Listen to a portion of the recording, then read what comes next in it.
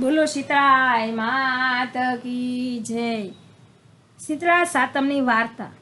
શ્રાવણ વદ સાતમ સવારે વહેલા ઉઠી ઠંડા પાણીએ નાહવું, આખો દિવસ ટાઢું ખાવું, ચૂલો સળગાવવો નહીં અને શીતળામાની વાર્તા સાંભળવી।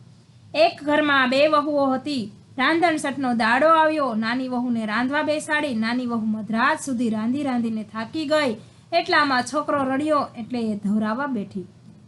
આખા દાડાની થાકેલી અને મોડી રાતે સુધી જાગેલી એટલે નાની વહુને ઊંઘનો ઝોકો આવવા લાગ્યો।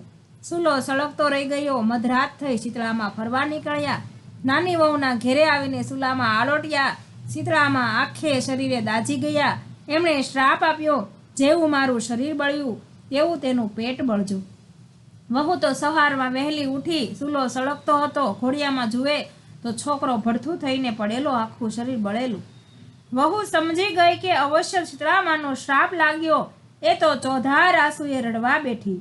જેઠાણીને તો ઘણા દાડાની મનની દાજ ઓલવાણી, પણ સાસુને નાની વહુ પર અપાર હેત હતું। સાસુએ તેને ધીરજ બાંધવા કહ્યું, આમ રડે શું વળશે? શીતળામા પાસે જા, એ તારો છોકરો સજીવન કરશે। સાસુના આશીર્વાદ લઈ નાની વહુ છોકરો ટોપલામાં નાખી ચાલી નીકળી। વાટે જતા બે તલાવડી આવી। બંનેના પાણી એકબીજાને જતા હતા। બંને છલોછલ ભરેલા, પણ ચકલુએ પાણી બોટતું નહીં। વહુને જતી જોઈને તલાવડીઓ બોલી, બહેન તું ક્યાં જાય છે? નાની વહુ બોલી, મને શીતળામાનો શ્રાપ લાગ્યો છે। મારો છોકરો મરી ગયો છે। હું શીતળામા પાસે શ્રાપનું નિવારણ કરવા જાઉં છું। તલાવડીઓ બોલી, બહેન અમારું પાણી પીશ નહીં। અમારું પાણી જે પીવે છે તે તરત મરી જાય છે। એવા અમે શા પાપ કર્યા હશે? અમારા પાપનું નિવારણ પૂછતી આવજે। આગળ જતા વાટમાં બે આખલા મળ્યા। તેમની કોડે ઘંટીના પડ બાંધેલા અને લડિયા જ કરે છે। વહુ જોઈને આખલા કહેવા લાગ્યા, બહેન તું ક્યાં જાય છે? વહુ બોલી, શીતળામા પાસે જાઉં છું। મારા શ્રાપનું નિવારણ કરવા જાઉં છું। આખલા બોલ્યા, અમે એવા શા પાપ કર્યા હશે કે અમારી લડાઈ અટકતી જ નથી? અમારા પાપનું નિવારણ પૂછતી આવજે। વહુ તો ચાલતા ચાલતા વનવગડામાં ગઈ। બોરડીના ઝાડ નીચે એક ડોશી બેઠા હતા। ઉઘાડું માથું ને ખંજવાળ્યા કરે। વહુને જોઈ ડોશી કહેવા લાગી, બહેન ક્યાં જાય છે? જરા મારું માથું જોતી જાને। વહુએ ડોશીમાના ખોળામાં છોકરો મૂક્યો અને માથું જોવા બેઠી।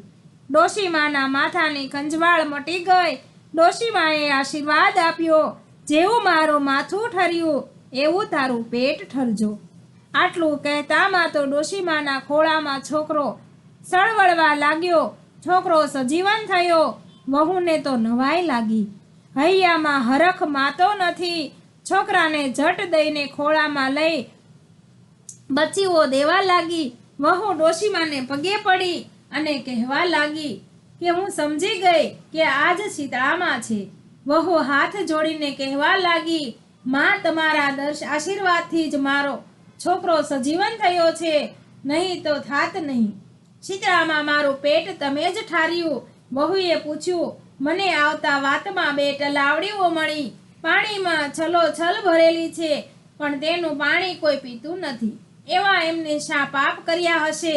શીતળામા બોલ્યા, ગયે ભવે બંને શોક્ય હતી। ઘરમાં રોજ કજિયા કરતી। કોઈને સાસ શાક આપે નહીં, અને આપે તો પાણી નાખીને આપે। એ પાપે એમનું પાણી કોઈ પીતું નથી। તું એમનું પાણી પીજે એટલે એમના પાપ દૂર થશે। વહુએ પૂછ્યું, વાટમાં બે આખલા મળ્યા। તેમની કોડે ઘંટીના પડ બાંધેલા હતા। તેઓ નિત્ય લડ્યા કરે છે, પણ તેમને કોઈ છોડાવતું નથી। એમના શા પાપ હશે? શીતળામા બોલ્યા, ગયે ભવે એ બંને દેરાણી જેઠાણી હતા। કોઈને દળવા ખાંડવા દેતી નહીં। એ આપે એમની કોડે ઘંટીના પડ છે। તું એ પડ છોડજે, એમનું પાપ ટળી જશે। વહુ તો શીતળામાના આશીર્વાદ લઈને છોકરાને રમાડતી રમાડતી ઘરે જવા નીકળી। જતા જતા પેલા આખલા મળ્યા। એમને શીતળામાની વાત કરી અને કોટેથી ઘંટીના પડ છે તે છોડી નાખ્યા। બંને આખલા લડતા બંધ થયા।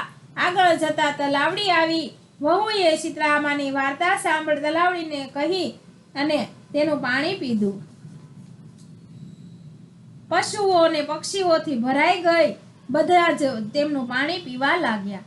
વહુ છોકરાને લઈને ઘરે ગઈ. સાસુ છોકરાને જોઈને રાજી થઈ ગઈ, પણ જેઠાણીના મનમાં વેર વધ્યું. બીજો વરસ આવ્યો, રાંધણસઠ આવી. જેઠાણીને થયું હું પણ એના જેવું કરું. એને રાત્રે સૂલો સળગતો રાખ્યો અને સૂઈ ગઈ. રાત્રે શીતળામાં આવ્યા અને સૂલામાં આળોડતા એમનું તો શરીર આખું દાઝી ગયું. એમણે શ્રાપ આપ્યો, જેવું મારું શરીર વળ્યું એવું તેનું પેટ બળજો. બીજા દિવસે જેઠાણી ઘોડિયામાં જુએ છે તો છોકરો મરી ગયો. શીતળામાનો શ્રાપ લાગ્યો. દેરાણીને પેઠે એ પણ છોકરાને ટોપલામાં નાખી ચાલી શીતળામાની પાસે. ચાલતા ચાલતા વાટમાં બે તલાવડી આવી. તલાવડીએ પૂછ્યું, બહેન બહેન ક્યાં જાય છે? શીતળામા પાસે. અમારો સંદેશો લેતી જાને. જેઠાણી કહે કે પારકી વેલ ઉલાળી મેલ. ઘણી ઠસામાં બોલી, હું તમારા જેવી નવરી નથી. મારે તો છોકરો મરી ગયો છે. આગળ જતા બે આખલા મળ્યા. તેમણે પૂછ્યું, બહેન બહેન ક્યાં જાય છે? શીતળામા પાસે. અમારો સંદેશો લેતી જાને, હું કઈ નવરી નથી. એમ કહીને આગળ ચાલવા માંડી. જેઠાણી તો દૂર વગડામાં ગઈ. વગડામાં એક બોરડી નીચે શીતળામા ડોશીમાનું રૂપ લઈ બેઠા હતા, ખંજવાળતા હતા.